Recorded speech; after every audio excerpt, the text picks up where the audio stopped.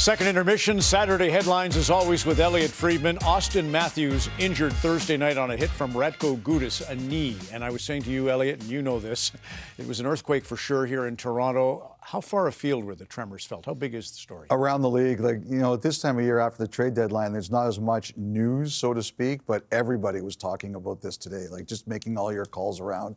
Everybody had an opinion and everybody wanted to hear what I had heard and from others. So we'll come to the supplemental discipline part in just a second. First of all, Matthews himself. Yeah, so basically right now, the Maple Leafs and Auston Matthews are hopeful that he won't need surgery.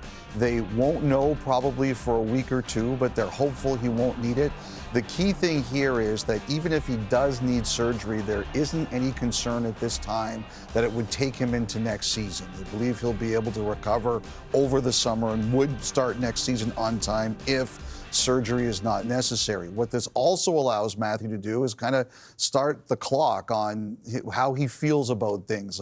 A lot has happened in a very short time in Toronto from the time they last kind of touched base with him about how he felt about things at the beginning of February. Since he's not going to play now, he has some time to think about it. They'll have time to talk to him about it.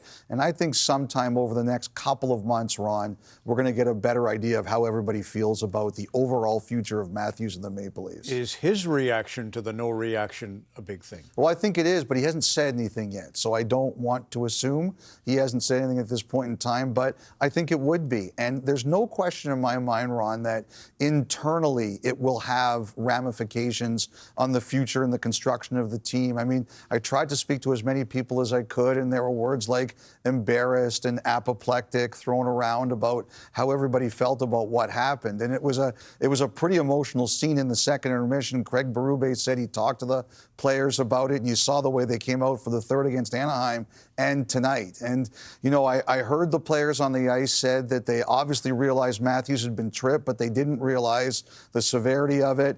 Morgan Riley, who's a very good human, came out publicly and said he felt terrible about it. I heard privately he was also extremely apologetic. There's no question that the way that happened, and we heard what Kevin and Chris and Kelly had to say in the pregame, it definitely will have ramifications on the future direction of the team and the roster. As you recall, Detroit, when Draper was hit by Lemieux in the 96 playoffs, it wasn't until March of the following year in the regular season that they had the retribution, and that was Darren McCarty going at Lemieux and so forth, and it seemed to be the turning point in that next year for Detroit, and I think that's kind of the set. So the supplementary discipline, I saw John Tortorella kind of threw his hands in the air, said, but he felt it would be more.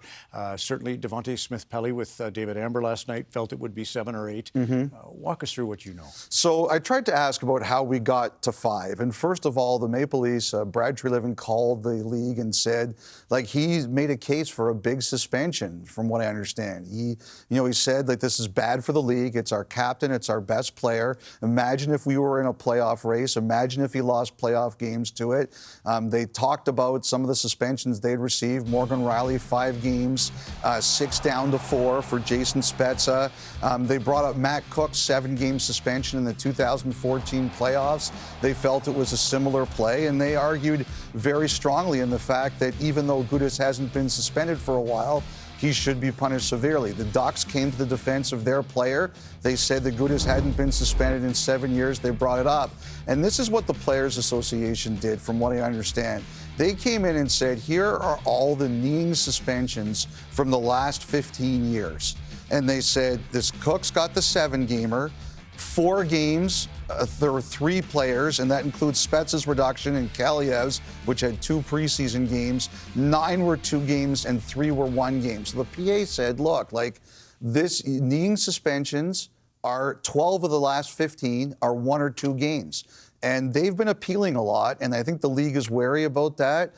The PA walks a fine line. They represent both Matthews and Gudas. And Judd Moldaver, who's Matthews' representative, released an angry statement last night, or angry quote, where he basically said there's got to be a better way to do this, and we should be talking about it right now because it's his client, he defends him, but also he thinks it's bad for the league. The legal system punishes the harm caused, so attempted murder is different than murder itself.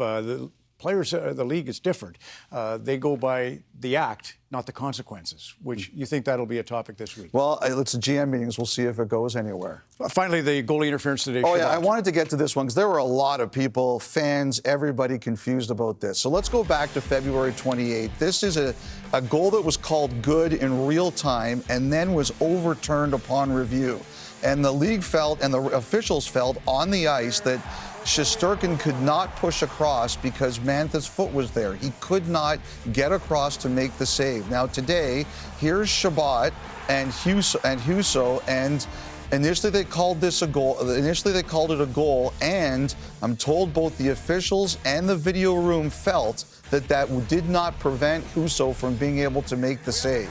Now, by the way, I wanted to shout out Auston Matthews is the goalie coach for the Ducks. He was the one who decided to challenge. His mom's apparently a big Hockey Night in Canada fan, so I wanted to shout her out. But, for me, just as a viewer and a fan, let me just say this, Ron. I think it's too confusing for the players, the fans, everybody. I just think if you make contact in the crease, it's on you. It's the radio broadcast. I said Dean Brown and Gord Wilson. They didn't think it would be a goal. Mike Johnson didn't think it would be a goal. It's like the Oilers, the entire team with the McKinnon situation and Ingram didn't think it'd be a major. Crazy stuff. Check out the latest 32 Thoughts podcast brought to you by your local Toyota dealer. Thank you, Elliotte Friedman. You can hear Elliotte and Kyle Bukauskas available wherever you find your podcasts.